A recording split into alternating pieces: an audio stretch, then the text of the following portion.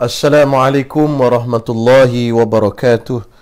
Bismillahirrahmanirrahim. Alhamdulillahi rabbil alamin. Wassalatu wassalamu ala sayyidil anbiya'i wal mursalin Sayyidina Muhammad ibn Abdullah wa ala alihi wa sahbihi ajma'in. Rabbi shrah li sadri wa yassir li amri wahlul 'uqdatam min lisani yafqahu qawli. Subhanaka la ilma lana illa ma 'allamtana innaka antal alimul hakim. Allahumma fakkihna fid din wa 'allimna at-ta'wil. Wa la hawla wa la quwwata illa billahil aliyyil azim. Amma ba'd. Alhamdulillah, syukur kehadirat Allah Subhanahu wa taala. Dengan limpah kurnia Allah Subhanahu wa taala pada malam ni dapat kita bertemu sekali lagi untuk kita meneruskan kuliah kita pada malam ni menggunakan kitab Matan Safinatun Najah, dan malam ni adalah siri yang ke-16. Kepada yang berkirim salam, menulis salam, Waalaikumsalam warahmatullahi ta'ala wabarakatuh. Jadi mudah-mudahan pertemuan kita malam ni diberkati dan dirahmati oleh Allah Subhanahu wa ta'ala. Pada kuliah kita yang terakhir malam tadi, kita telah membincangkan asbab ataupun sebab-sebab bagi sujud sahwi. Jadi ada 4 sebab semua. Alhamdulillah, pada malam tadi kita telah bincangkan 2 daripada sebab sunat sujud sahwi. InsyaAllah pada malam ni kita akan sambung lagi dan kita akan teruskan lagi pada sebab yang ketiga dan sebab yang keempat. Qala al-musannif rahimahullahu ta'ala wa nafa'ana bi'ulumihi wa bibarakatihi fid daraini amin. Jadi yang ketiga daripada sebab disunatkan untuk sujud sahwi, maka disebutkan di sini naqlu ruknin qawliyin ila ghairi mahallihi. Okey? Naqlu ruknin qawliyin ila ghairi mahallihi, yakni memindahkan rukun qawli kepada bukan tempatnya. Memindahkan rukun qawli kepada bukan tempatnya. Ini perkara yang ketiga. Baik. Tuan-tuan yang dirahmati Allah Subhanahu wa taala, tuan-tuan kena ambil perhatian sikitlah, benda ni agak sukar sikitlah banding dengan sebelum ni. Di dalam sembahyang ada 3 perkara yang kita lakukan dalam sembahyang. Pertamanya rukun, ada 13 rukun. Okey, 6 daripadanya fi'li, 5-nya adalah qauli, satunya adalah qalbi dan satu lagi adalah ma'nawi. Okey. Yang rukun fi'linya, okey, kita tahu dah 6, berdiri, qiyam, kan, rukuk, i'tidal, sujud, duduk antara 2 sujud, kemudian 6 kan semua, duduk tahiyat akhir. Okey, 6 semua. Okey, baik. Sekarang yang dimaksudkan di sini ialah sunat bagi orang tu bila dia memindahkan rukun qauli kepada tempat yang lain daripada tempatnya. Bila dia pindah rukun qauli daripada tempat original dia ke tempat lain, maka disunatkan untuk sujud sahwi. Rukun qauli ada berapa? Rukun qauli ada 5. Pertama, takbiratul ihram. Kedua, membaca surah Fatihah. Yang ketiga, membaca tasyahud akhir. Yang keempat, membaca selawat ke atas Nabi SAW selepas tasyahud akhir. Yang kelima apa? Salam. Baik. Dia dalam 5 rukun qauli ni, dia terbahagi kepada 2. Nombor 1 dan nombor 5 ni, yakni takbiratul ihram dan salam ni, dia ada special case. Baik. Special case tu kita sebut lepas ni. Yang 3 ini, kita ambil contoh Fatihah. Fatihah sepatutnya dibaca di mana? Sepatutnya dibaca ketika berdiri qiyam. Tetapi orang yang semayang ni, dia baca Fatihah dalam rukuk, atau dia baca Fatihah dalam sujud. Baca Fatihah dalam rukuk, baca Fatihah dalam sujud, tidak membatalkan semayang. tetapi dia pindahkan rukun qauli yang sepatut dibaca di dalam waktu qiyam, tetapi dibaca di dalam waktu tempat lain, di dalam rukuk atau dalam sujud. Maka dalam situasi yang macam ni, sunat baginya untuk dia sujud sahwi di hujung sembahyang sebelum dia bagi salam. Ini maksudnya memindahkan rukun qauli. Rukun qauli daripada tempat asalnya. Selain daripada selain daripada takbiratul ihram dan juga salam. Baik, takbiratul ihram dan salam lagu mana? Takbiratul ihram dan salam kalau pindah batal sembahyang. Tu. Yang tiga tadi kalau pindah tak batal sembahyang, cuma sunat sujud sahwi. Tetapi kalau takbiratul ihram dengan yang hujung ni salam, takbiratul ihram dan salam, kalau pindah daripada tempat original dia, maka batal sembahyang. Macam mana tempat original dia? Takbiratul ihram di mana tempat original dia? Cuba jawab sikit tuan-tuan semua. Tempat original takbiratul ihram kat mana? Cuba tulis sikit kat komen. Tempat original takbiratul ihram. Tempat asal takbiratul ihram di mana? Kan? Boleh?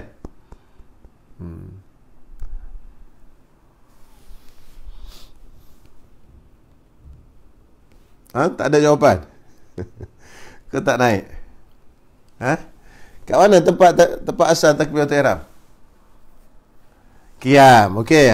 Okey, bagus. Baik. Saudara Akmal jawab qiyam. Masa qiyam dan masa mula-mula. Apa ni, Sam? Rahsia? Allah, rahsia pula.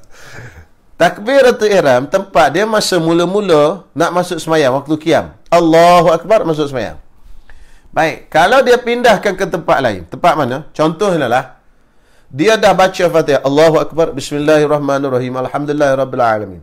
Maka dengan sengaja dia pergi takbir sekali lagi.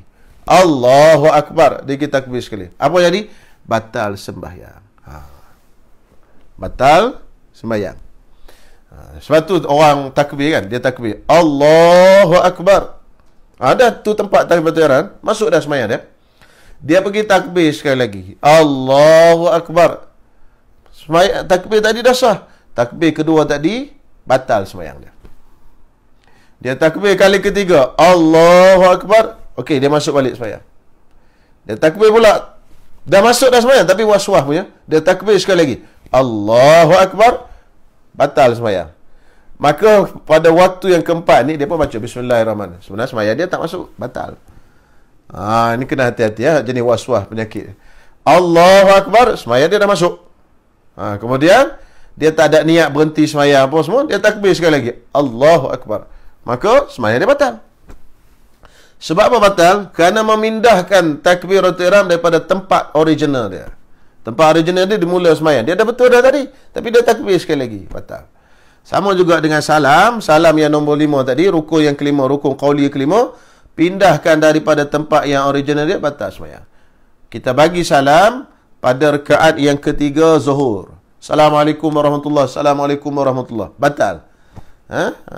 Kenapa? Kerana kita dah sengaja bagi salam di tempat yang bukan tempatnya. Sembahyang zuhur bagi salam di rakaat yang keempat, akhir, tapi dia bagi yang ketiga. Okey, itu yang dimaksudkan di sini. Jadi memindahkan rukun qauli di sini maksudnya rukun qauli selain daripada takbiratul ihram dan juga selain daripada salam. Okey? Tuan-tuan yang ada kitab bagi catatan sikit. Adapun memindahkan rukun qauli yakni takbir dan juga salam itu membatalkan sembahyang. Seperti yang saya taswir masalah tadi, saya buat contoh tadi. Okey. Soalan yang seterusnya. Selain daripada rukun, adakah membatalkan sembahyang? Kita pindahkan selain daripada rukun qauli, adakah membatalkan sembahyang? Yakni sunat ab'ad yang kita baca, yakni kunut dan tasyahud awal, ataupun sunat hayat lain yang kita baca. Qauli, yakni bacaan lain yang bukan rukun, yang bacaan tu adalah sunat. Adakah batal? Adakah sunat kita sujud sahwi? Ini soalan. Ini tambahanlah daripada kitab ni. Kitab ni dia sebut memindahkan rukun qauli saja. Okey. Soalan dia, kalau selain daripada rukun qauli, yakni sunat-sunat qauliyah, sunat-sunat bacaan, Sama ada sunat bacaan tadi, sunat ab'ad, seperti sujud sahwi, dan, seperti kunut dan juga tasyawal, ataupun sunat bacaan yang lain seperti tasbih, subhana rabbiyal azim wa bihamdi, subhana rabbiyal a'la wa bihamdi, dan sebagainya. Kita pindah daripada tempat asal. Contoh kunut, kita pergi baca dalam sujud. Contoh tasyahud awal, kita pergi baca di tempat lain. Tasyahud awal, kita pindah ke tempat yang ketiga, di rakaat ketiga. Patut tasyahud awal di rakaat kedua, dia pindah ke rakaat ketiga. Bacaan ini, adakah disunatkan sujud sahwi? Okey, dia punya huraian macam ni. Dia panjang, sebab tu saya kata bab ni dia panjang sikit. Kalau benda itu tasyahud awal, kalau pindah, sunat sujud sahwi. Kalau benda itu kunut, kalau pindah dengan niat kunut, dia baca doa kunut, Allahumma hdini fi man hadait dalam sujud, dengan masa dia baca tu dengan niat kunut, dia nak baca kunut di situ, maka itu sunat sujud sahwi. Tetapi kalau dia pindahkan di situ dengan niat doa, dia zikir, oleh kerana dia kata doa kunut ni bagus betul lah, aku nak baca dalam sujud lah. Pasal sujud ni kan disunatkan doa, tapi doa lain aku tak jumpa bagus lebih daripada doa kunut. Aku nak baca Allahumma hdini juga di situ. Yang ni tidak disunatkan sujud sahwi. Dia pindah tadi dengan niat zikir. Adapun kalau dia pindah dengan niat kunut, itu kena sujud sahwi. Okey, dua. Sunat-sunat selain daripada dua ini, yang ketiga. Ada satu lagi, tiga. Surah. Surah kalau dipindah, surah patut dibaca lepas Fatihah. Dipindahkan ke rukuk, dipindahkan ke sujud, baca dalam sujud, pun sama, sunat sujud sahwi. Tiga ni hak sunat, tiga ni yang sunat dipindahkan, sunat sujud sahwi. Selain daripada tiga ini, kalau pindah pun, contoh subhana rabbiyal azim, baca di mana tuan-tuan semua? Baca dalam rukuk. Dia pergi baca dalam sujud, pindah subhana rabbiyal azim, patut baca dalam rukuk, dia pergi baca subhana rabbiyal azim dalam rukuk. Yang ini tak sunat sujud sahwi. Jadi hak sunat, perkara-perkara sunat, kalau dipindahkan, yang sunat sujud sahwi tiga benda saja, iaitu tasyahud awal, kunut dan surah. Tiga saja. Tasyahud awal, kunut dan surah. Okey? Hafal tu. Hak lain daripada tu hak sunat, tidak sunat kita sujud sahwi. Kalau sujud sahwi juga batal sembahyang kita. Kalau kita tahu. Contohlah kita pindah surah, kita pindah bacaan tadi. Bacaan subhana rabbiyal azim, kita pindah ke dalam sujud. Kita kata, aku pindah sini pula. Kita pun sujud sahwi di hujung. Padahal tak dituntut pun kita sujud sahwi. Mana kita dah tambahkan rukun. Dah tambahkan perbuatan dalam sembahyang. Tambah perbuatan dalam sembahyang. Itu sujud dua kali itu kita tambah tanpa ada sebab yang mengharuskannya, maka sembahyang kita jadi batal. Itu kena ingat. Dengan syarat kita tahulah. Kalau kita tak tahu tu dimaafkan. Sebab benda ni benda yang rumit. Jadi dimaafkan pada perkara-perkara yang rumit kalau kita jahil. Okey, jelas tuan-tuan semua? Okey, jadi dua pecahan. Pecahan yang rukun, tiga benda ini sunat sujud sahwi. Yang takbir dengan salam, itu bukan sunat sujud sahwi, batal terus kalau pindah. Pecahan kedua, sunat. Yang sunat, tiga benda saja kalau pindah sunat sujud sahwi, iaitu pertama, kunut. Yang kedua, tasyahud awal. Yang ketiga, kunut pun tadi dengan niat kunut lah. Kalau tak niat kunut, tak juga. Dan yang ketiganya ialah surah. Selain daripada tiga ini, tidak disunatkan untuk sujud sahwi. Tak tahulah masa semayang kita ingat tak benda ni. Takut masa semayang terlupa. Apa ustaz beritahu gitu. Jadi ingat kan, letak dalam kepala, pecahannya dua macam tu. Boleh dua pecahan. Yang rukun, tiga rukun ini saja sunat sujud sahwi. Untuk takbir, untuk ihram dan salam, itu batal terus semayang. Yang sunat, tiga sunat ni ya kalau pindah sunat sujud sahwi, iaitu tasyahud awal, kunut, dipindahkan dengan niat kunut.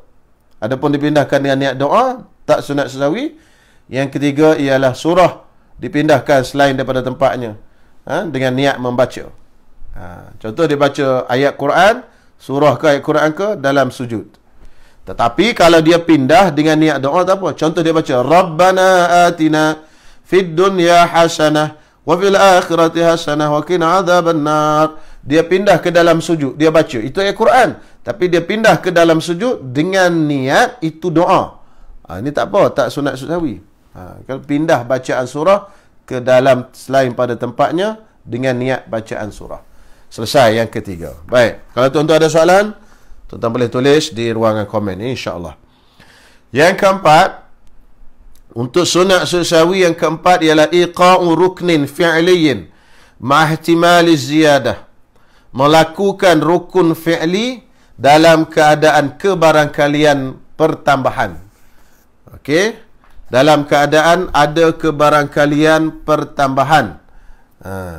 Okey, dalam keadaan ada kebarangkalian pertambahan yang dia buat. Macam mana misalnya?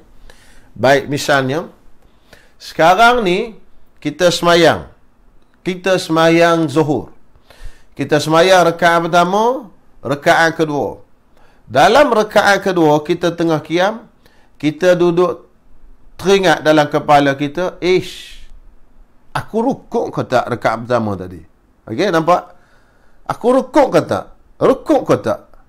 Maka bila jadi was-was ini, rukuk ke tak, apa hukum dia? Kira tak lah. Rukuk ke tak, kira tak rukuk. Itu kaedah fiqahnya. Maka bila tak rukuk, apa nak buat? Undur balik rukuk. Tetapi kita undur balik buat rukuk itu adalah ihtimal, ada kebarangkalian. Ada kebarangkalian kita dah rukuk. Ada kebarangkalian kita belum rukuk. Kita tak yakin pun benda tu rukuk atau tidak. Jadi bila kita undur dan rukuk balik di rakaat pertama dan kita terus balik sembahyang kita ikut susunannya, maka yang kita undur rukuk tadi itulah dia panggil ada ihtimaluz ziyadah. Maksudnya ada kebarangkalian bertambah. Maksudnya ada kebarangkalian kita dah rukuk. Ada kebarangkalian kita belum rukuk sebab kita was-was. Maka pada waktu itu kita disunatkan untuk sujud sahwi di hujung nanti. Sama juga dengan situasi yang kedua, contoh yang kedua, kita semayang zuhur. Kita di masuk rakaat ketiga, kita was-was. Ini ketiga ke keempat, kan? Masuk rakaat lah. Berapa tak tahulah. Dia was-was. Ni 3 ke 4. Maka kaedahnya bila 3 ke 4, yang 4 itu tak yakin. Kan? Yang nombor 4 tu kita was-was. Buat ke tak buat nombor 4. Yang ketiga tu yakinlah. Maka kita ambil yang nombor 3. Maka kita pun tambahlah satu lagi rakaat. Tetapi kita tambah satu lagi rakaat tu ada ihtimal, ada kebarangkalian ziyadah bertambah. Sebab mungkin kita dah buat rakaat keempat dan mungkin kita belum. Cuma kita syak, was-was. Syak, bukan was-was. Syak, dia punya kalimah betulnya syak. Ragu-ragu. Adakah dah buat atau belum buat? Maka, dah buat atau belum buat. Itu dia ada kebarangkalian. Dah buat, ada kebarangkalian belum buat. Maka kita pun jadikan rakaat yang kita sedang ada ni adalah 3 dan kita tambah satu lagi. Maka sebab itu, yang kita tambah satu lagi tu ada ihtimaluz ziyadah. Kemungkinan yang ni yang kelima. Kemungkinan. Kan? Tetapi kaedah kata, kalau 3 ke 4, ambil 3. Oleh kerana itu, maka disunatkan di hujung nanti untuk sujud sahwi sebelum daripada kita memberi salam. Okey? Itu dia punya surah ataupun bentuk rupa gambaran pada situasi ataupun masalah yang keempat ini. Jadi selesailah 4 perkara yang disunatkan untuk kita sujud sahwi. Dia panggil sebab sunat kita sujud sahwi. Baik, Jadi sunat sujud sahwi. Sujud sahwi ni bila? Sujud sahwi ni sebelum salam, selepas tahiyat akhir. Berapa kali sujud? 2 kali sujud. Itu asas lah. Hak sekali dan sebagainya itu panjang perbahasan dia. Saya tak nak sentuh lah sebab menyusahkan. Okay, baik. Sujudnya 2 kali. Baik, kita sujud. Habis kita baca tahiyat akhir. Habis kita baca Allahumma ghfirli apa semua doa. Selesai Allahumma ghfirli ma qaddamtu wa ma akhartu wa ma asrartu wa ma, habis semua. Selesai semua kita baca doa.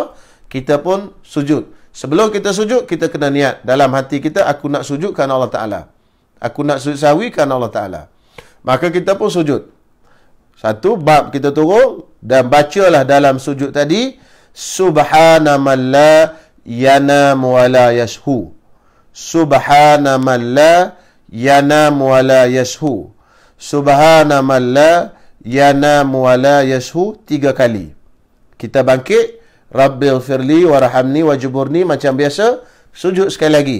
Subhana man la yanam wa la yashu.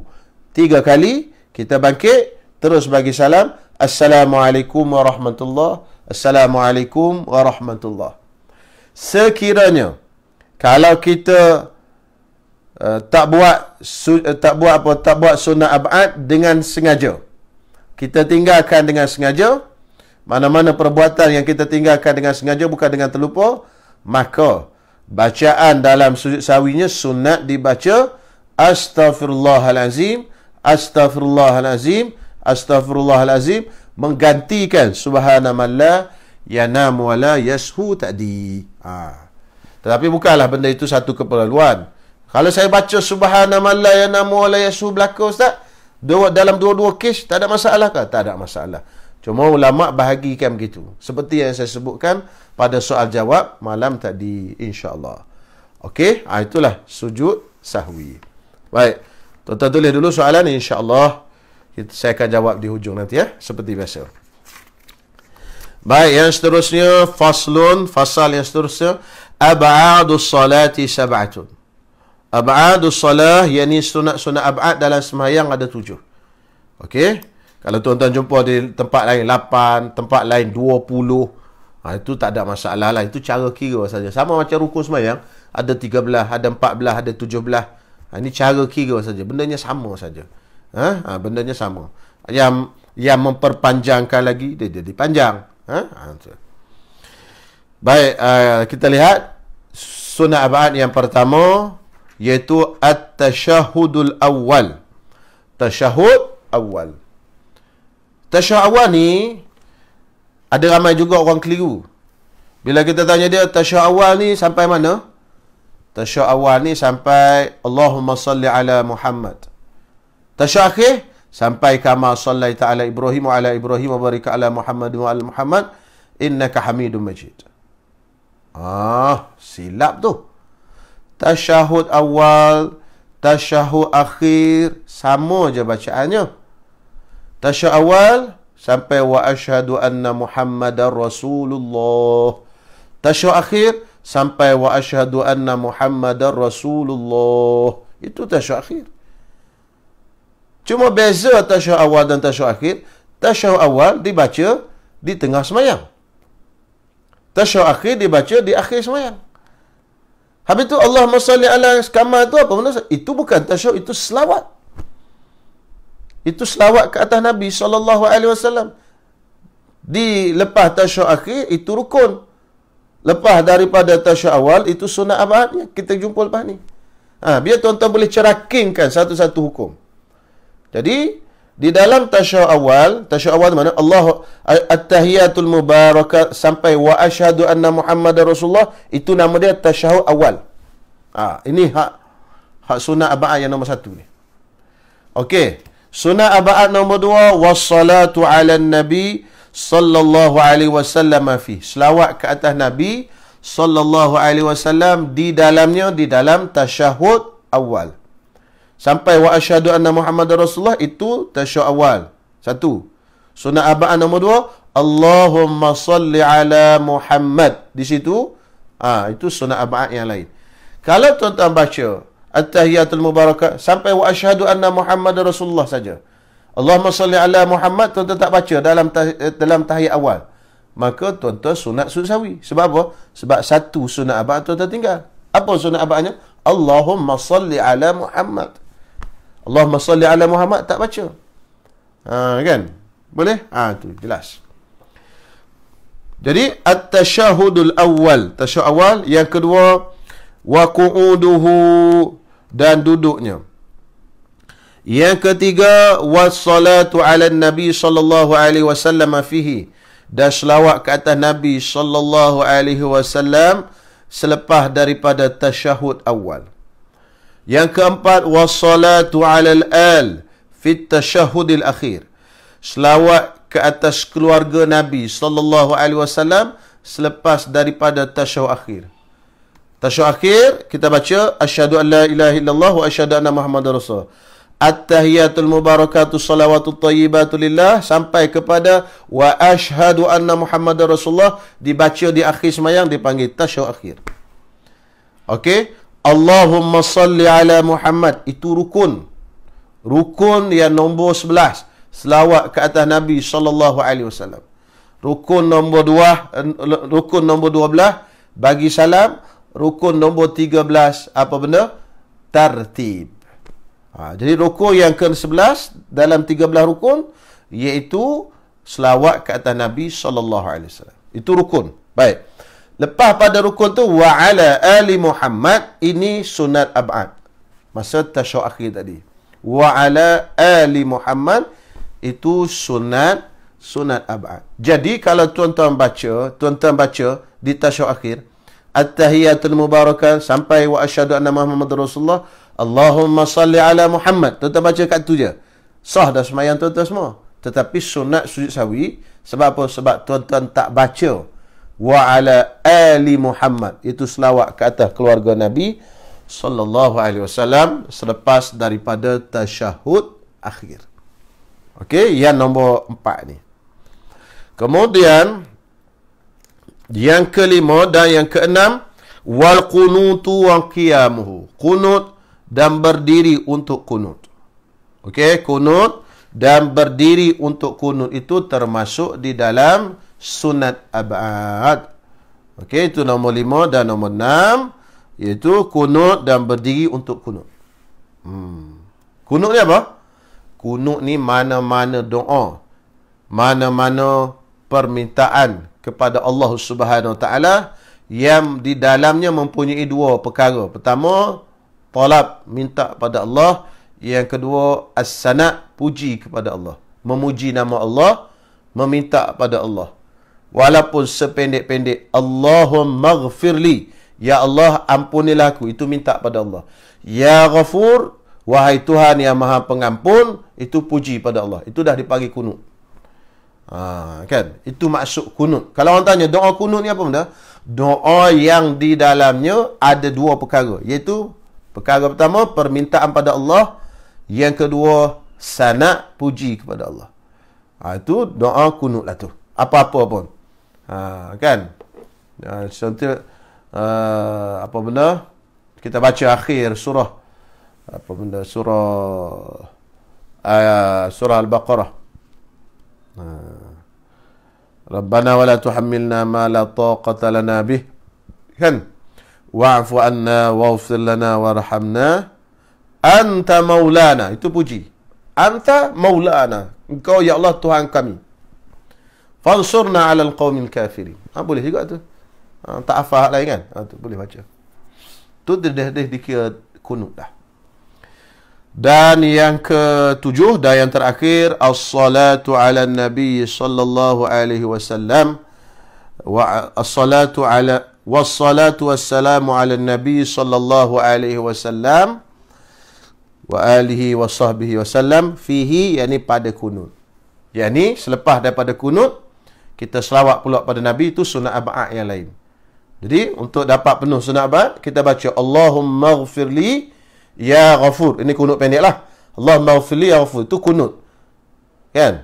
Kemudian yang terakhir ni, yang ketujuh ni, selawat ke atas Nabi sallallahu alaihi wasallam dan ke atas keluarga Nabi sallallahu alaihi wasallam selepas daripada kunut.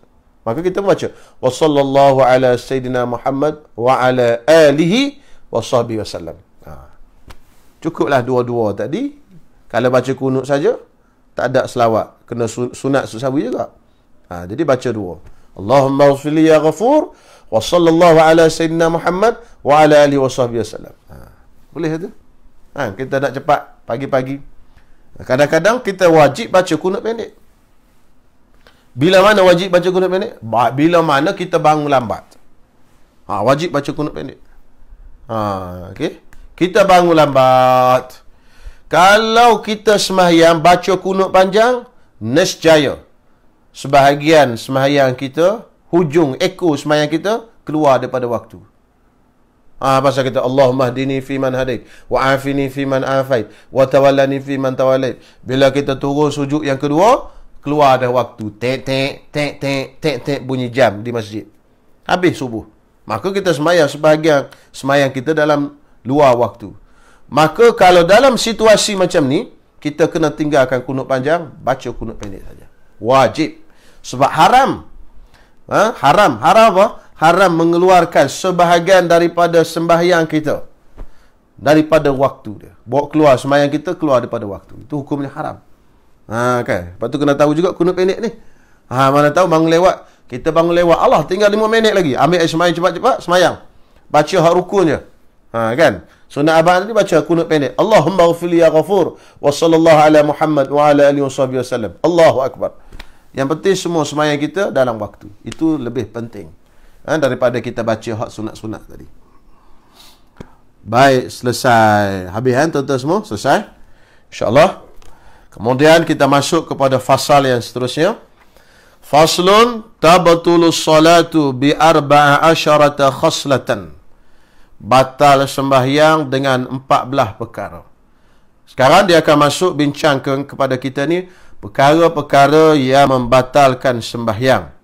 Okey? Perkara-perkara yang membatalkan sembahyang. Baik. Perkara yang membatalkan sembahyang mengikut kitab ni ada 14 semua. Ada 14 sembahyang. Ada 14 perkara. Termasuk di dalam perkara yang membatalkan sembahyang ini, samalah juga dia membatalkan sujud sejadah dan juga sujud syukur. Sujud tilawah, sujud syukur dan juga sembahyang jenazah. Walaupun bentuknya agak lain daripada sembahyang yang biasa. Sembahyang jenazah, kalau berlaku salah satu daripada 14 ni, batal juga sembahyang jenazah. Sujud syukur, kalau berlaku salah satu daripada 14 ni, batal sujud syukurnya. Sujud tilawah, kalau berlaku salah satu daripada 14 ini, batal sembahyang, batal sujud tilawahnya. Baik. Kalau tengah sembahyang ada salah satu daripada 14 ni, batal sembahyang. Kalau belum sembahyang lagi, ada salah satu daripada 14 ni, maka tidak jadi sembahyang tadi. Okey? Itu dia kata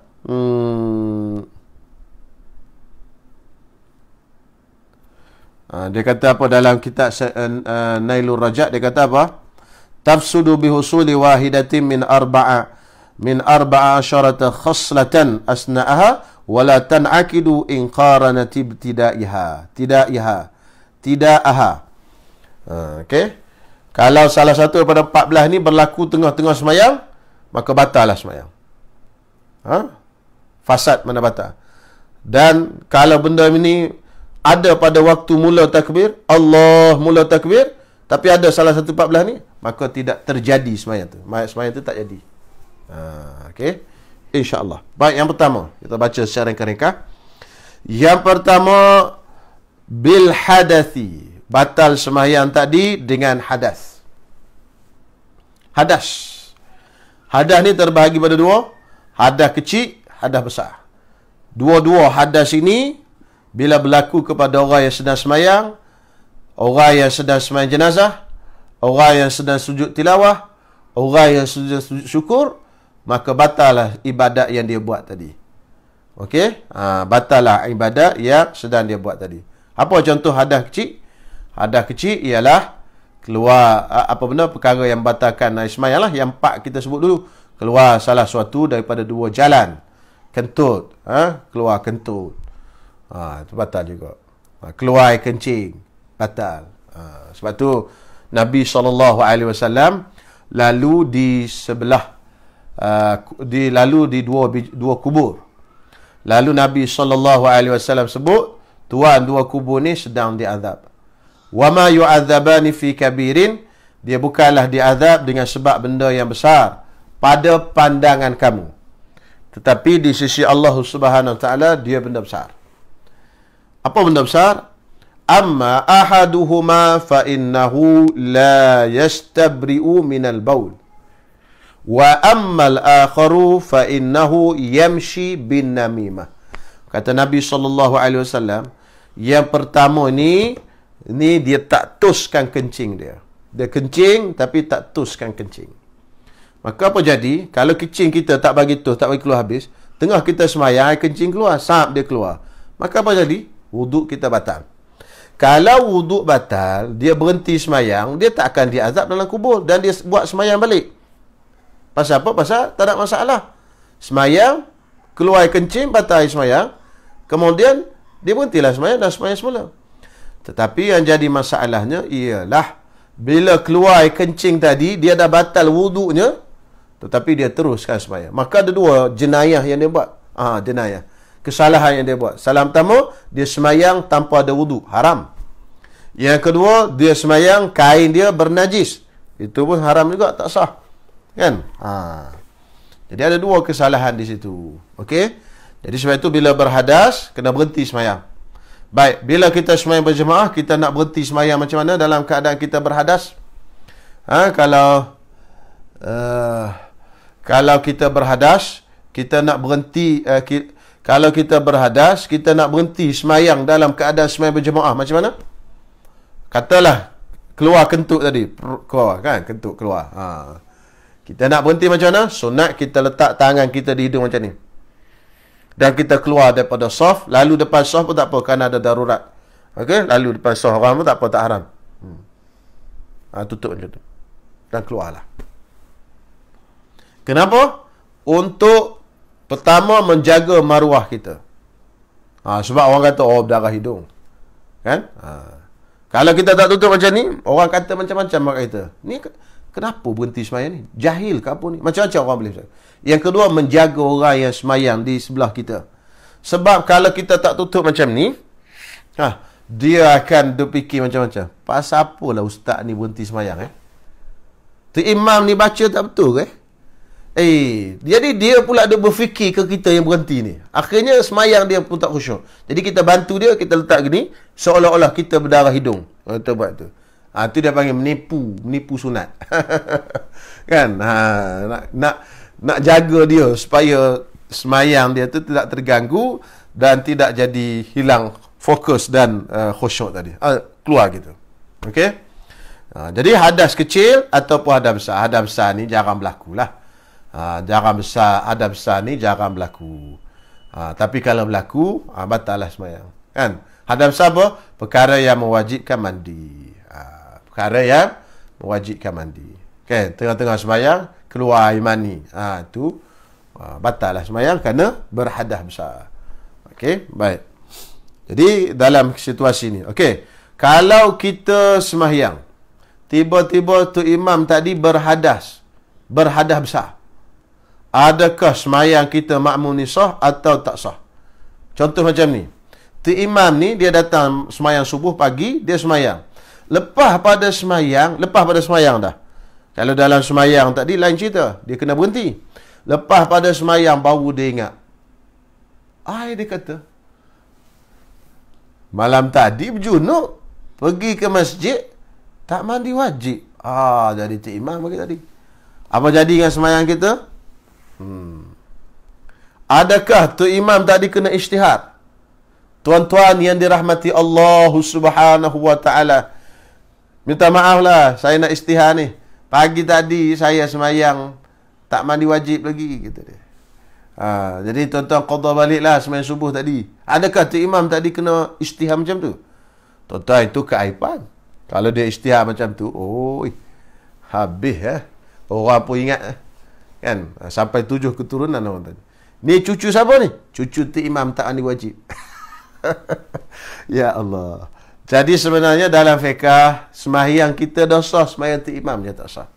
Sebab mana-mana kecacatan yang ada pada tu imam, tapi benda tu tak nampak, kecacatan yang batin, yang khafiyah, yang tersembunyi, sembahyang makmum sah, sembahyang imam je tak sah. Tapi kalau kecacatan itu zahirah, kecacatan yang zahir, yang mana kita pun nampak, boleh nampak walaupun tak nampak, contoh najis kat kain, kita tak nampak, tapi lepas sembahyang baru tahu ada najis kat kain tu imam, maka sembahyang kita tak sah dan juga sembahyang imam pun tak sah. Itu jadi sekarang untuk berhadas tadi, tuan-tuan tak payah ijtihad lah, tak payah tulis kat grup WhatsApp. Minta maaf lah. Tak payah isytihad lah. Minta maaf tuan-tuan semua. Qadha semayang pagi esok qadha semayang pagi tadi saya tak mandi wajib. Okey, insyaAllah. Tetapi kalau dia ingat tengah semayang, dia wajib berhenti. Tengah semayang dia ingat, berhenti berhenti, dia kena suruh orang lain ganti. Sambung, istikhlaf dia panggil. Orang yang belakang dia tu naik ganti. Itu nama dia istikhlaf.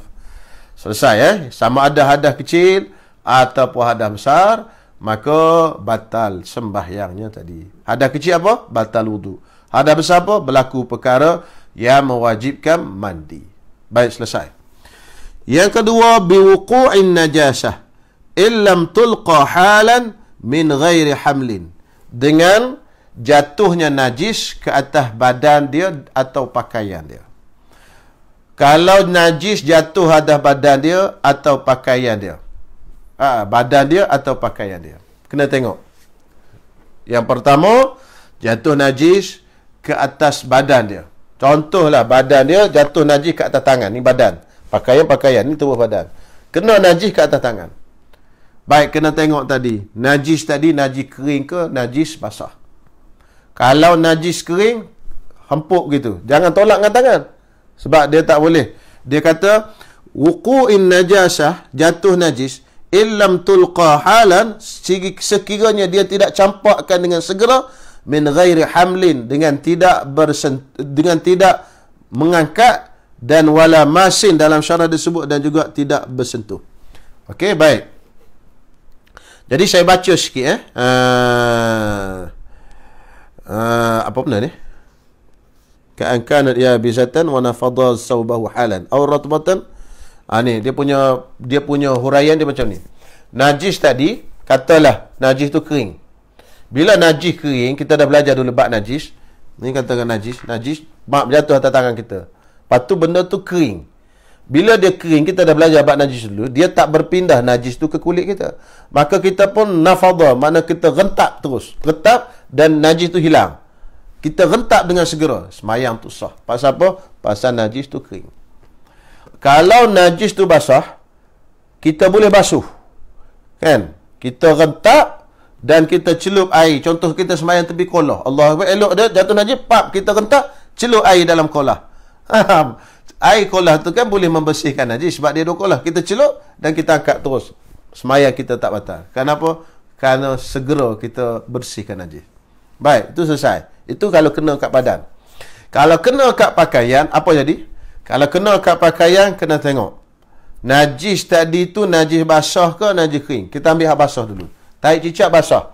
Kena kat pakaian. Baik, pakaian tadi yang jenis boleh campak ke tak boleh campak? Kan? Okey. Kalau pakaian yang jenis boleh campak, contoh kopiah, kena najis tak cicak, di kopiah kita basah, berpindahlah najis. Jadi kopiah kita ni jadi mentah najis. Kita pun campak dengan segera. Kita tolak. Jangan angkat je ni. Kita jangan pegang. Kita tolak terus, tepis, tolak macam tu, begitu kita tolak. Maka sah semayang kita. Sah semayang kita. Kenapa? Kerana kita tak menanggung benda tu. Min ghairi hamlin, tak menanggung. Okey? Kalau najis tadi tidak boleh terkena pada pakaian yang tidak boleh dicampak. Yang tak boleh dicampak. Pakaian ni tak boleh dicampak. Contohnya pakaian bahagian aurat. Kalau campak terbuka aurat. Maka apa jadi? Batal lah semayang kita. Kita kena berhenti dan pergi basuh dan semayang semula. Kalau najis tu tadi najis kering, kena ke atas bahagian kita, kalau kita boleh campak dengan segera, campaklah dengan segera. Campak dengan segera, kebah. Jangan angkat, jangan sentuh. Begitu. Kan? Jangan sentuh dia dan jangan angkat najis tadi. Maka sahlah sembahyang tadi. Okey?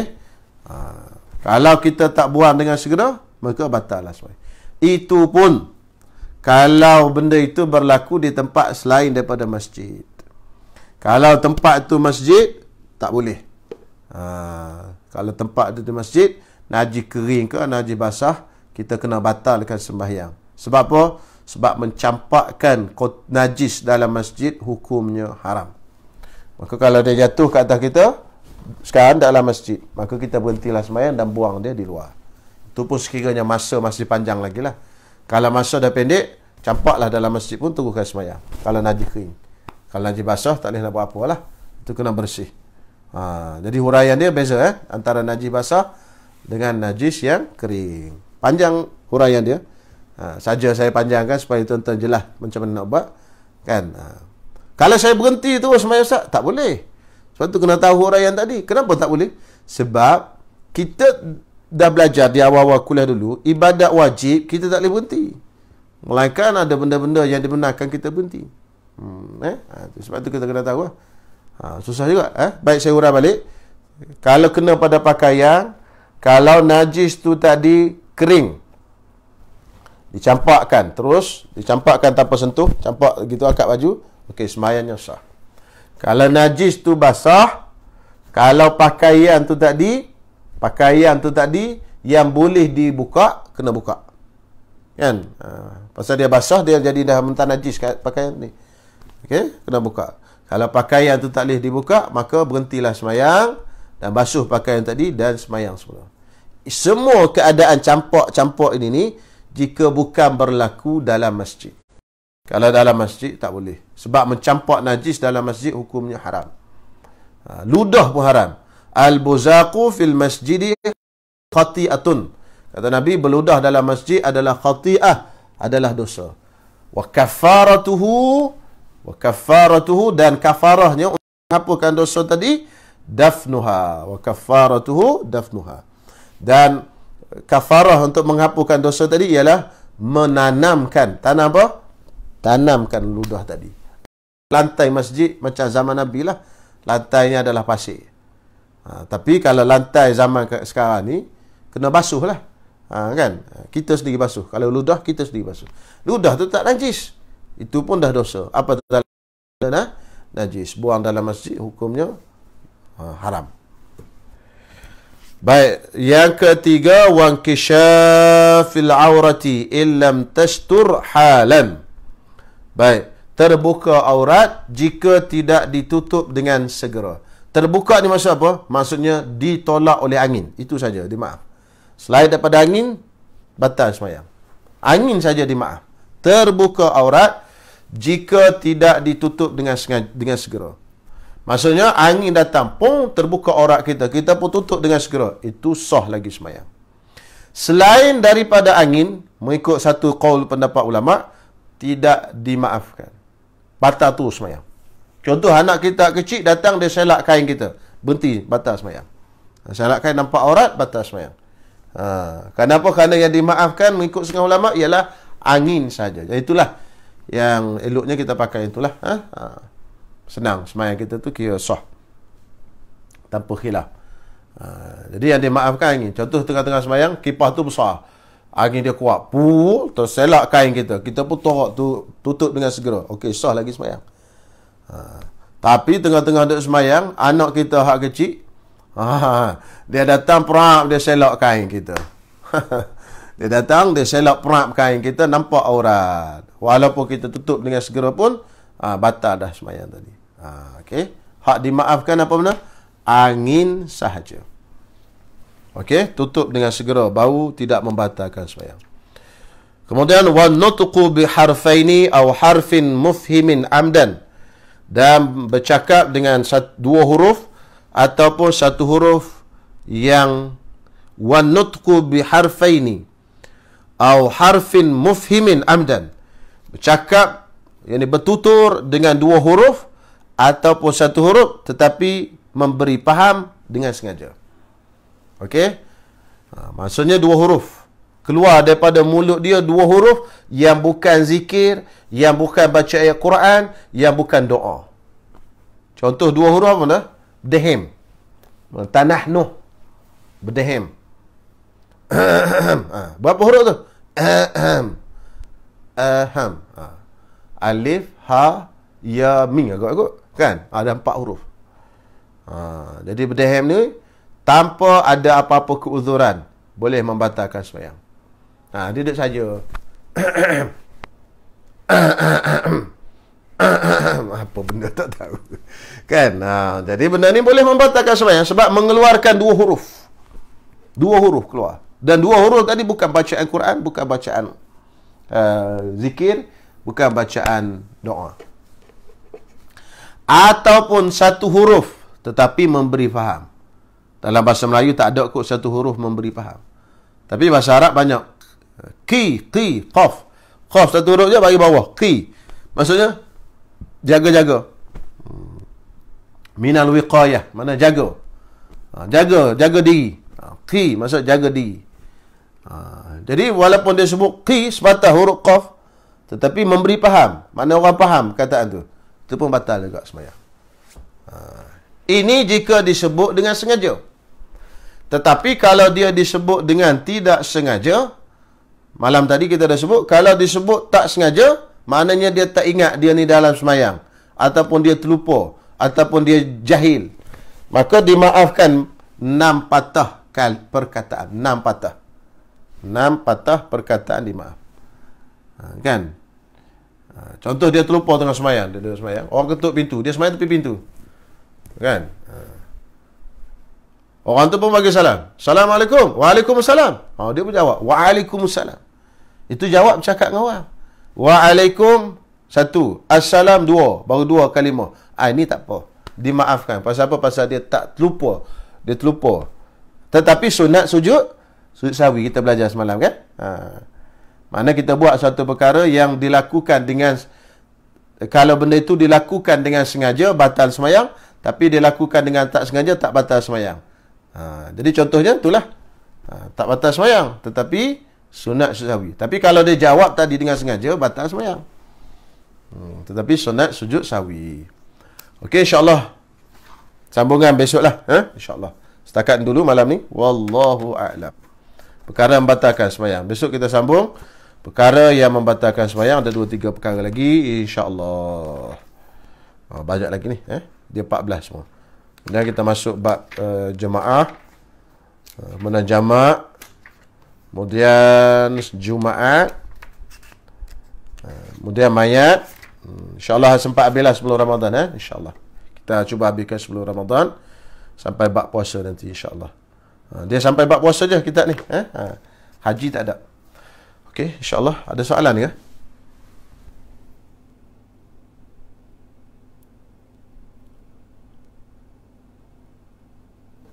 Tengok sini ya.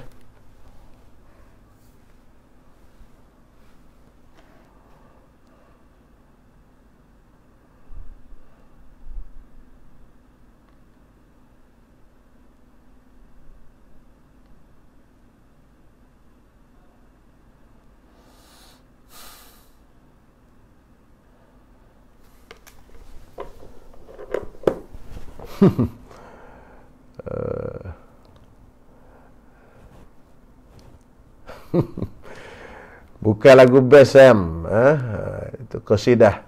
Soalan, jika dah terbatas selepas akad takbiratul ihram 2 kali, apa solusinya? Jika dah terbatal selepas akad takbiratul ihram 2 kali, apa solusinya? Solusinya tak ada apa. Dah terbatal, macam dia tak semayang lah. Allahu Akbar kali kedua, dia keluar semayang lah. Kan? Jadi maknanya dia tak semayang lah tu. Dia boleh pergi terus makan, minum apa semua. Sebab dia dah keluar semayang, batal lah. Dia tak perlu nak bagi salam ke apa, tak. Sebab apa? Sebab semayang dia automatik dah semayang, dah batal, maknanya macam dia tak semayang lah. Jadi kalau dia teruskan, maknanya itu bukan semayang. Melainkan dia niat Allahu Akbar, dia dah masuk semayang, tapi dia rasa tak puas hati. Dia niat batalkan sembahyang, baru batal sembahyang, lepas tu dia takbir Allahu Akbar kali kedua, itu okey. Sebab dia dah batalkan sembahyang tadi. Tapi kalau Allahu Akbar, dia dah masuk sembahyang elok dah, kemudian dia takbir tanpa dia niat batalkan sembahyang dia takbir kali kedua Allahu Akbar, jadi batal lah sembahyang dia. Tiba-tiba kali kedua itulah yang dia anggapnya jadi, padahal dia dah keluar sembahyang. Jadi maknanya dia tak sembahyang. Dia baca Fatihah, dia rukuk apa semua, itu bukan sembahyang. Okey, itu kena tahu tu. Okey, Amirul Ashraf Samsuddin memindahkan rukun qauli bukan pada tempat. Maksudnya menambah ke atau tak buat rukun qauli pada tempatnya? Tak, dia baca benda tu di bukan tempat original. Kan? Fatihah tu sepatutnya dibaca di qiyam. Tapi dia baca di qiyam. Dalam rukuk pun dia baca. Kalau tak baca di qiyam tu bukan kata sujud sahwi, itu semayang tak sah. Pasal itu rukun. Memindahkan rukun qauli maksudnya patut benda tu dibaca di sini, dibaca di tempat lain. Dia dah baca di situ, baca pula tempat lain. Itu maksudnya.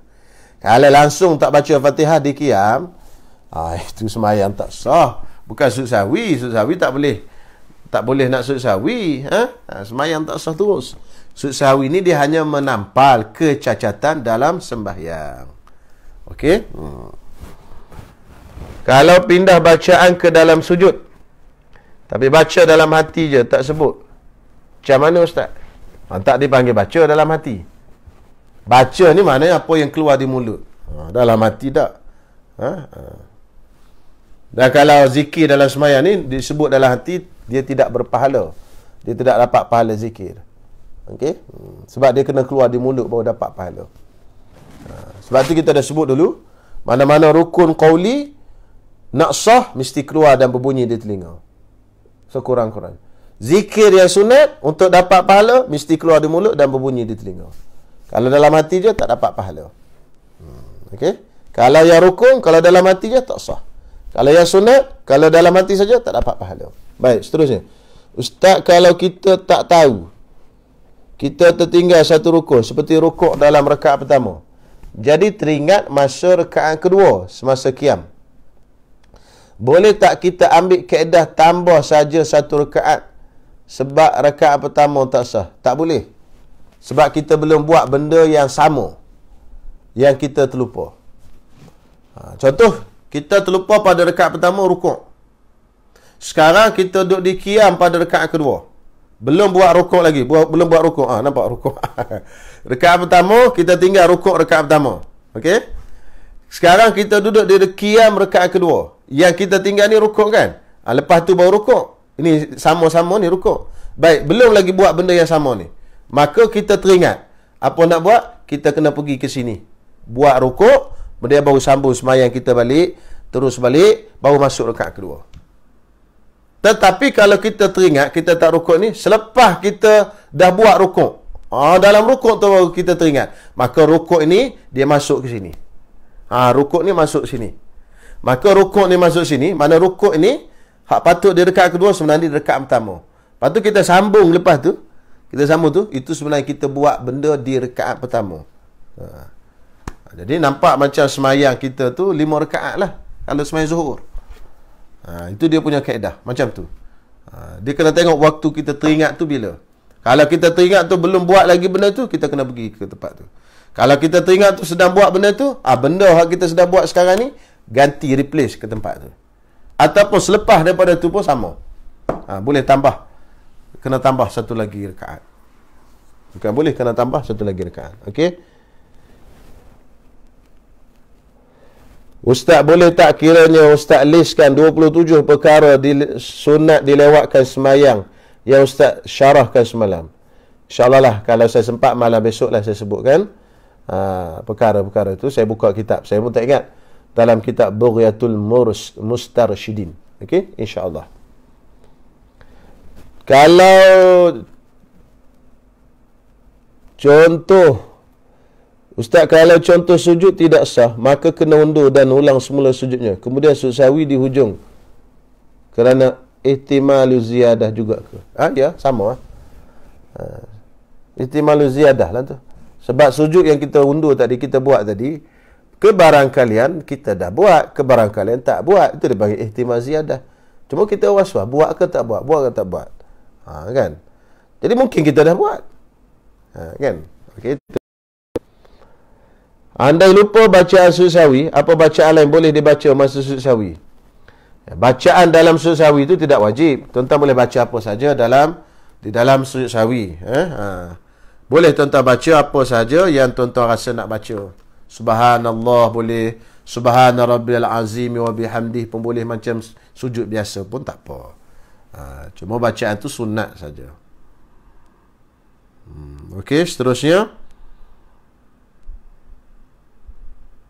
Apa yang dimaksudkan dengan duduk istirahah dalam solat?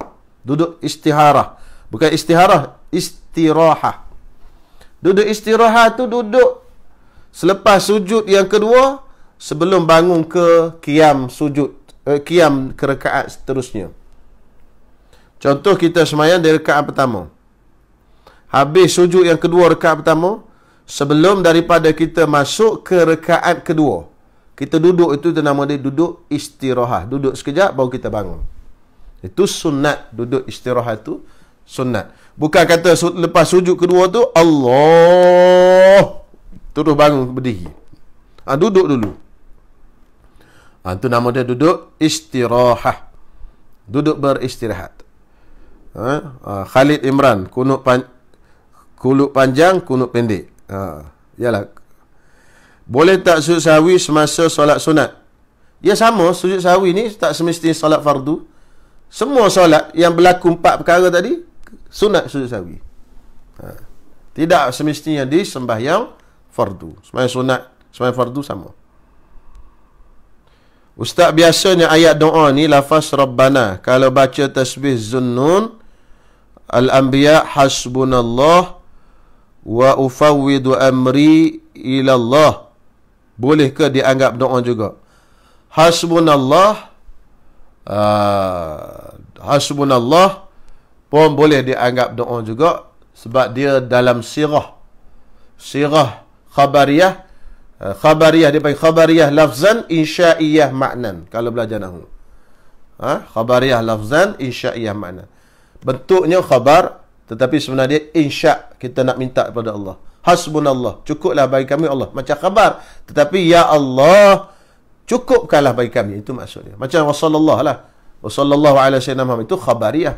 Tapi sebenarnya maksud insya'iyah. Wassallallahu, Tuhan telah berselawat kata. Itu khabar. Lafaz tu lafaz khabariyah. Tetapi sebenarnya kita maksud ya Allah, selawatkanlah ke atas Nabi Muhammad. Itu maksudnya. Dia panggil khabariyah lafzan, insya'iyah maknan. Jadi boleh juga hasbunallah, dan boleh juga wa ufawwidu amri ilallah, aku serahkan perkara aku kepada Allah. Itu permintaan pada Allah. Innallaha basirum bil ibad, itu pujian pada Allah. Kalau semasa solat fardu kita terlupa baca surah selepas Fatihah, perlu tak kita sujud sahwi? Tak. Surah, terlupa baca surah, tak sunat sujud sahwi. Sebab surah tadi bukan sunat ab'ad. Surah tadi sunat hayat. Sunat sujud sahwi 4 benda tadi je. Okey? Yang kena sujud sahwi tu dia pindahkan. Maksudnya surah sepatut dibaca dalam qiyam, tetapi dia tak baca dalam qiyam, ataupun dia dah baca dalam qiyam tetapi dibaca pula di tempat lain, di dalam sujud. Dibaca pula tempat lain dalam rukuk, dalam iktidal. Itu yang sunat sujud sahwi tu. Sebab dibaca di lain pada tempat dia. Dia tak boleh lain pada tempat. Kan? Kasut letak dia dalam rak kat depan, kan, depan pintu. Kalau kasut bawa masuk ke tempat tidur, salah tempat lah, tak kena. Jadi kena betulkan. Jadi cara nak betulkan tadi macam mana? Betulkan benda tu kena sujud sahwi. Itu misalnya. Adakah batal solat kerana solat akhir waktu sehingga keluar waktu? Tidak batal solat, cuma haram sekiranya disengajakan benda tadi. Okey? Kita semayang lewat sampai sebahagian daripada sembahyang kita tu keluar daripada waktu. Kenapa kita lewat? Soalannya. Kita sengaja. Tak ada sebab apa, tak ada masyakkah apa, tak ada apa, sengaja je, tak ada keuzuran apa, sengaja lewatkan. Akhirnya keluar daripada waktu sebagai sembahyang kita. Sembahyang tak batal, terus je lah. Tetapi hukum melewatkan sembahyang ke waktu itu sampai sebahagian sembahyang kita keluar waktu tanpa ada apa-apa keuzuran, hukumnya haram. Tapi kalau ada keuzuran, contoh lupa, kan kita dah belajar ada 2 keuzuran, lupa dan tidur. Kita sedar-sedar tengok Allah dah lewat dah subuhnya, tapi kita memang tak sedar pun dalam waktu subuh, sedar-sedar dah lewat. Ini termasuk dalam keuzuran. Maknanya terlupa, tertidur tadi keuzuran. Tak semayang pun tak berdosa, apatah lagi lewat semayang. Itu tak apa, ada keuzuran. Ini kita lewat sampai keluar waktu tanpa ada apa-apa keuzuran, maka hukumnya berdosa, Tetapi semayang tu tetap sah. Teruskan sampai habis. Jangan kata berhenti semayang pula.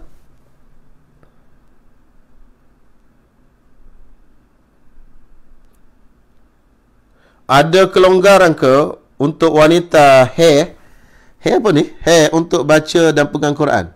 Haid ke?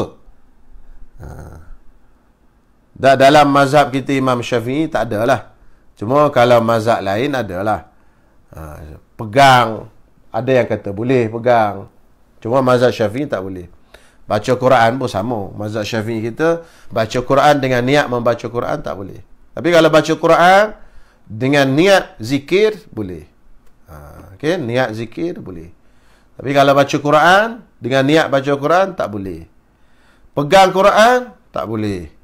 Itu mazhab Imam Asy-Syafi'i radhiyallahu ta'ala anhu. Tapi mazhab lain ada yang kata boleh. Kan? Jadi kalau kita darurat sangat, terpaksa dan sebagainya, ada mungkin adalah situasi-situasi yang kita terpaksa taklid mazhab lain, itu mungkin boleh. Tapi sekadar kita nak baca, nak pegang Quran, nak baca masa PKP ni sebagainya, saya ingat tak sah lah. Sebab apa? Sebab semayang pun Allah Ta'ala cutikan kita, apatah lagi Quran. Semayang yang baca Quran ni, baca Quran bawah kedudukan daripada semayang. Semayang lagi besar. Semayang pun Allah Ta'ala cutikan kita. Jadi nak buat apa Ustaz? Zikir banyak.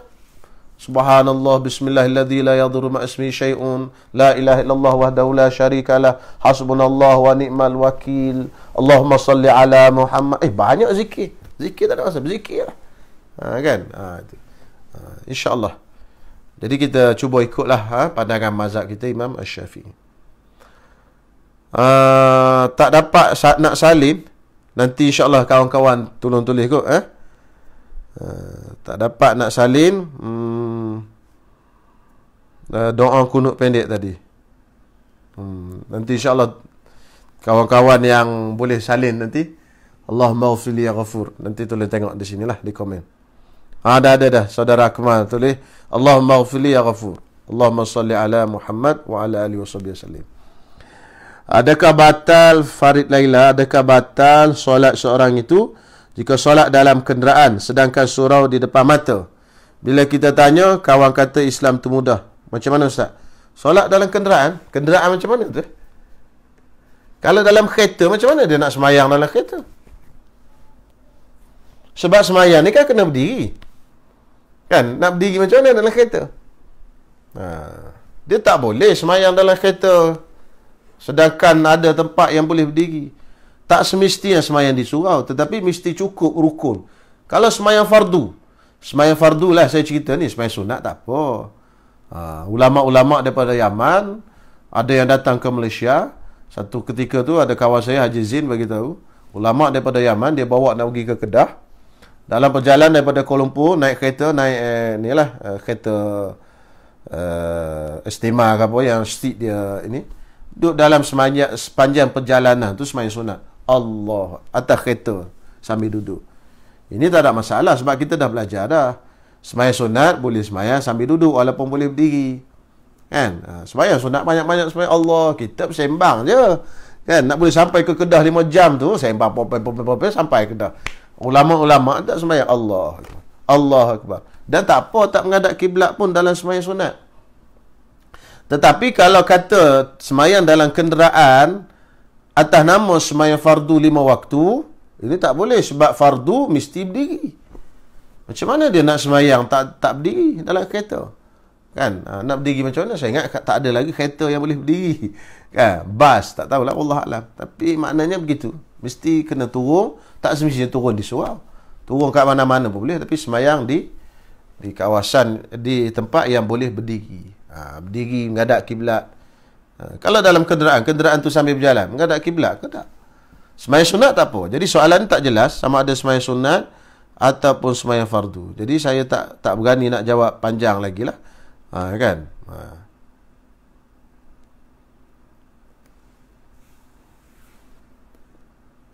Semayang tak semestinya di surau. Agama Islam kita ni, di mana-mana saja boleh semayang.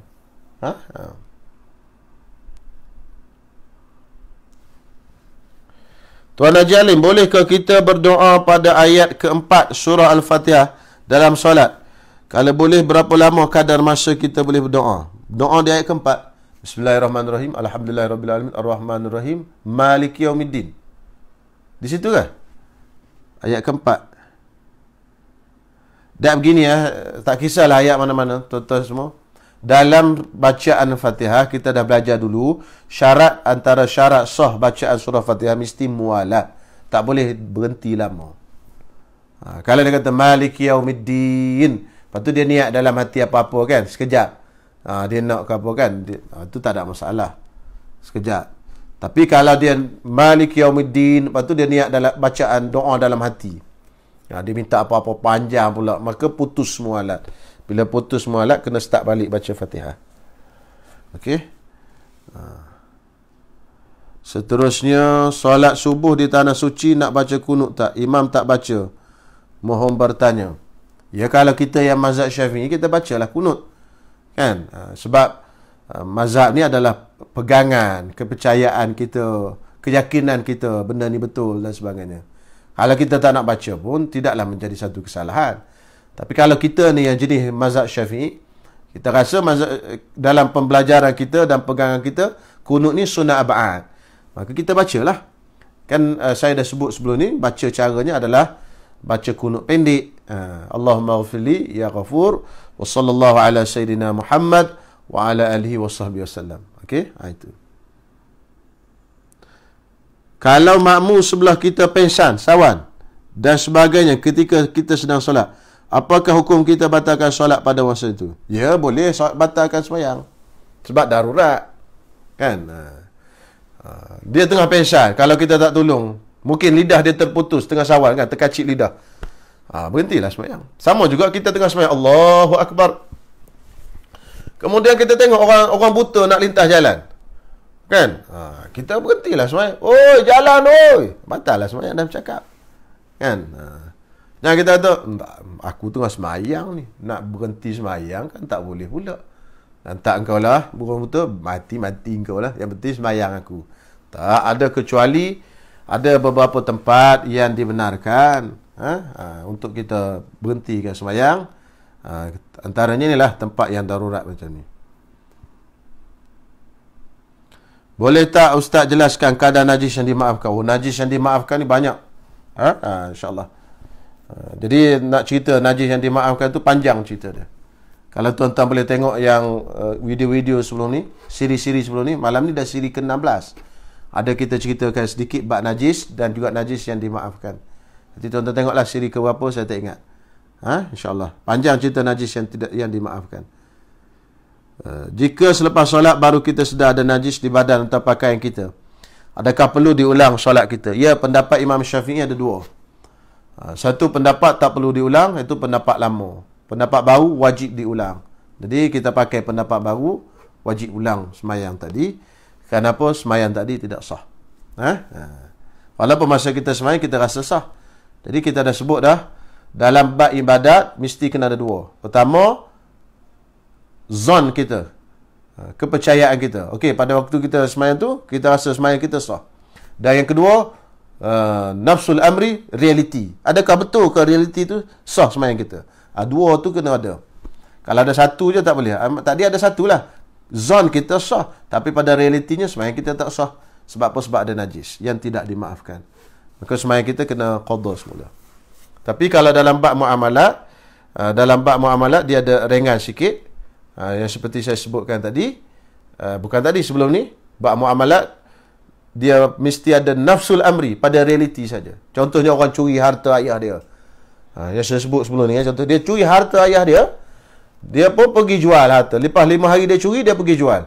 Pada hari kedua daripada hari kecurian tu, ayah dia meninggal. Hari kelima yang dia jual tu harta dia dah. Sebab apa? Jadi pusaka dah, milik dia dah. Jadi dia jual, pada waktu dia jual, dia anggap harta curi. Tetapi tak berdosa. Pasal apa? Pasal walaupun anggapan dia harta curi, pada hakikatnya adalah harta dia dah. Jual beli dia dah sah. Sebab dalam bab muamalat, dia kira pada nafsul amri saja, pada realiti saja. Tapi dalam ibadat tak. Pada pandangan kita dan juga pada nafsul amri. Jadi pada pandangan kita, semayang kita sah. Tetapi sebenarnya ada najis. Maka najis tadi menyebabkan semayang kita tak sah dan kita kena ulang balik semayang tadi.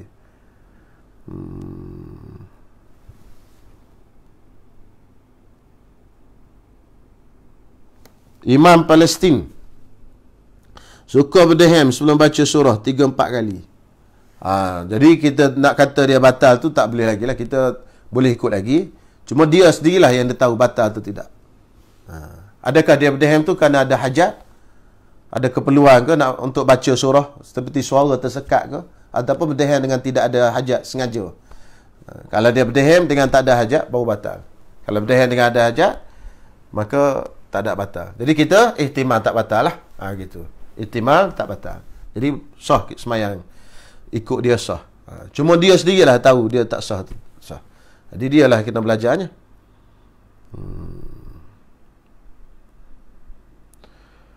Hai, banyak lagi ni. Berapa dah? Pukul berapa dah ni? Boleh tak kita sambung besok jawab soalan ni? Lewat dah ni tuan-tuan semua. Naya orang nak tidur pukul 11 ni. Saya jawab soalan Puan Zarina yang terakhir. Tuan-tuan yang belum dijawab lagi soalan, kita sambung malam besok boleh sebab dia lewat sangat ni, jadi lama sangat pun tak elok juga belajar ni. Takut saya tak nampak tuan-tuan semua, tuan-tuan nampak saya kan. Takut dah macam-macam situasi, dah terlena ke, terbaring, terbungkam ke, macam-macam ada di sana. Jadi soalan terakhir lah saya jawab untuk malam ni untuk Puan Zarina. Perkara nombor 4, batal solat. Bagaimana orang yang melatah? Bercakap dia. Melatah tu dia secara sengaja ke tak sengaja? Tak sengaja. Baik, tak sengaja tu dimaafkan berapa patah tadi? 6 patah kalimah. 6 kalimah. Jadi melatah dalam lingkungan 6 kalimah, okey lagi. Orang jakah dia, hoi, hoi. Berapa kalimah tadi? Hoi. 3 baru. Kan. Jadi tidak sengaja. Dia masuk dalam kategori tak sengaja. Baru 3, okey, sah lagi semayang dia. Tetapi orang yang buat orang tu melatah, hukumnya haram lah, ganggu orang semayang. Jadi penyakit orang ni macam-macam. Orang tengah semayang, dia jakah lah suruh orang tu melatah.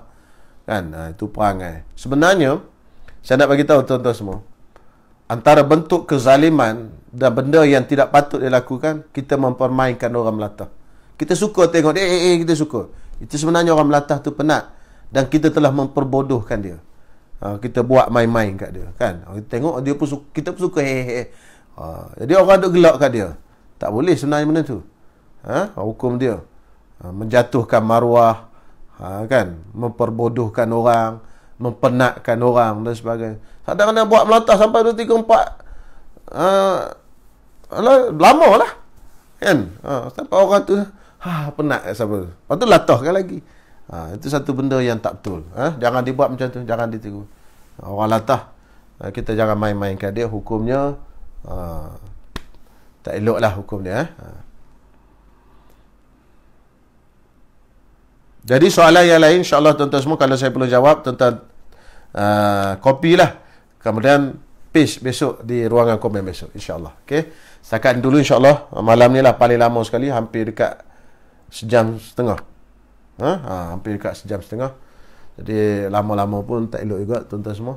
Biarlah sikit-sikit je. Tapi yang penting kita dapat manfaat, insyaAllah. Sekian, wallahu alam. Bismillahirrahmanirrahim. Alhamdulillah. Wassalatu wassalamu ala rasulillah wa ala alihi wa sahbihi wa man wala. Rabbana taqabbal minna innaka antas samiul alim wa tub alina innaka antat tawwabur rahim. Wa sallallahu ala sayyidina Muhammad wa ala alihi wa sahbihi wasallam. Walhamdulillahi rabbil alamin. Assalamualaikum warahmatullahi wabarakatuh.